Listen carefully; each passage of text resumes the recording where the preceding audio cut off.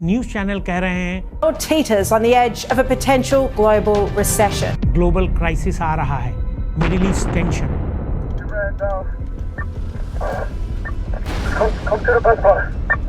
Crude oil spike, geopolitical uncertainty. और जब भी ऐसा होता है एक ही एडवाइस मिलती है, मार्केट से दूर रहो। लेकिन हिस्ट्री एक कंप्लीटली डिफरेंट स्टोरी बताती है। सच ये है, बहुत सारी फॉर्च्यून्स मार्केट के बूम में नहीं, मार्केट की करेक्शन में बनी है।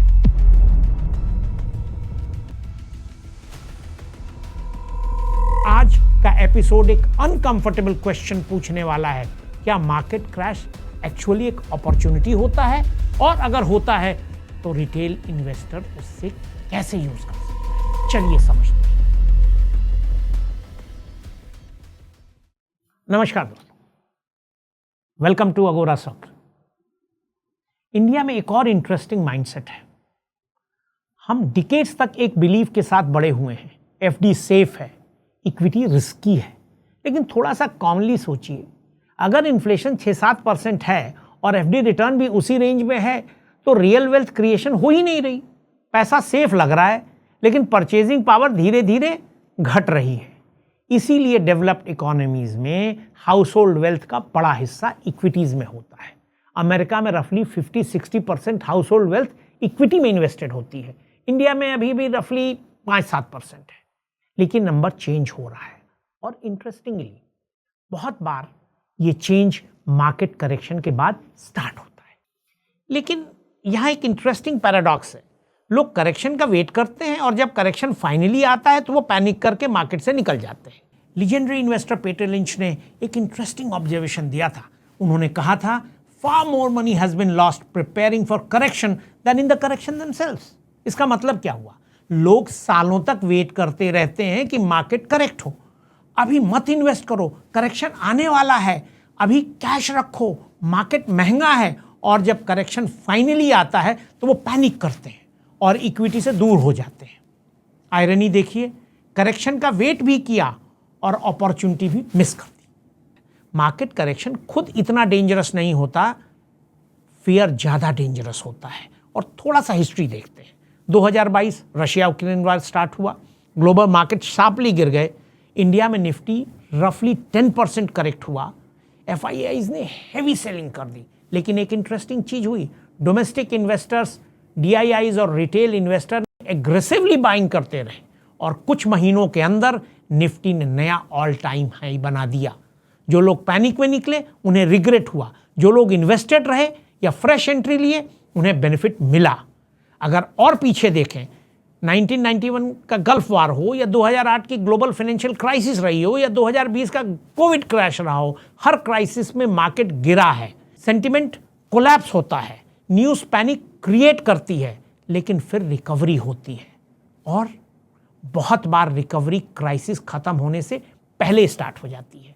मार्केट फ्यूचर को प्राइस करता है, न्यूज़ पास्ट को। तो अगर करेक्शन टेम्पररी है और रिकवरी हिस्टोरिकली कॉमन है तो सवाल ये है कि नया इन्वेस्टर इस फेज के बेनिफिट्स कैसे ले, खासकर जब उन्हें मार्केट का एक्सपीरियंस नहीं है। लेकिन उसे इस सिंपल फ्रेमवर्क से स्टार्ट करना होगा। करेक्शन के टाइम बिगिनर्स के लिए सबसे सिंपल एंट्री स्ट्रेटजी होती है कि वो इंडेक्स इन्वेस्टिंग करें, इंडेक्स फंड्स में करें या ईटीएफ में करें। इसका बेनिफिट क्या है? आपको इंडिविजुअल स्टॉक पिक नहीं करना पड़ता। और आपने अगर मार्केट को नहीं समझा है, फंडामेंटल्स की स्टडी नहीं की हुई है, तो एक राइट स्टॉक को पकड़ना आपके लिए बहुत कठिन होता है। और इस कठिनाई को आप कैसे ओवरकम कर सकते हैं कि आप इंडेक्स में पार्टिसिपेट करें। और हिस्टोरिकली देखा जाए तो लॉन्ग टर्म वेल्थ क्रिएशन का बिगेस्ट ड्राइवर यही होता है, broad market participation. Index provides you broad market participation. Experience market participant एक इंटरेस्टिंग स्ट्रक्चर फॉलो करते हैं। कैपिटल का एक पार्ट लॉन्ग टर्म इन्वेस्टमेंट में डाल देते हैं, जैसे इंडेक्स फंड हो, लार्ज कैप स्टॉक हो, बेटर स्टॉक्स हों। फिर उस इन्वेस्टमेंट को प्लेज करते हैं मार्जिन जनरेट करने के लिए, और उस मार्जिन को यूज करते हैं ट्रेडिंग करने के लिए। ये एक बैलेंस क्रिएट करता है, लॉन्ग टर्म इन्वेस्टिंग भी देता है और ट्रेडिंग के थ्रू उनके लिए अल्फा जनरेट करता है, यानी एक कैपिटल का बेटर यूटिलाइजेशन, एक ही पैसे को वो 2 बार यूज करते हैं। लेकिन एक बहुत इंपॉर्टेंट रूल होता है, ट्रेडिंग कैपिटल इन्वेस्टमेंट कैपिटल से बड़ा नहीं होना चाहिए। आपको अपनी पूरे मार्जिन और लिवरेज को यूज नहीं करना चाहिए। लर्निंग फेज में सर्वाइवल सबसे इंपॉर्टेंट होता है। मार्केट करेक्शन से स्कैरी लग सकते हैं, न्यूज़ निगेटिव होती है, सेंटिमेंट वीक होता है, लेकिन करेक्शन एक और रोल प्ले करता है। They become a classroom for new investor. यहाँ से लोग मार्केट समझना स्टार्ट करते हैं, रिस्क मैनेजमेंट सीखते हैं और ग्रेजुअली एक्सपीरियंस बिल्ड करते हैं। जो लोग 2022 करेक्शन में मार्केट में आए, आज उनका पोर्टफोलियो फिक्स डिपॉजिट से काफ़ी बेटर परफॉर्म कर रहा है। इंडिया का इक्विटी स्टोरी सिर्फ इंडेक्स लेवल का स्टोरी नहीं है, ये पार्टिसिपेशन का स्टोरी है।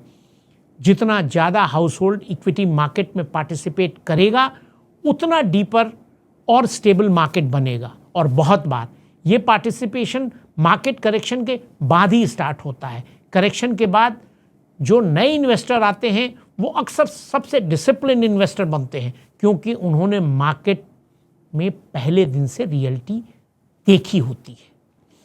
अगर आप इस टॉपिक को और डेप्थ में समझना चाहते हैं, जैसे करेक्शन में एंट्री कैसे प्लान करें, कैपिटल एलोकेशन कैसे करें, ट्रेडिंग और इन्वेस्टिंग का बैलेंस कैसे बिल्ड करें, तो कमेंट में ज़रूर बताइए। हम इस पर एक डिटेल एपिसोड बनाएंगे।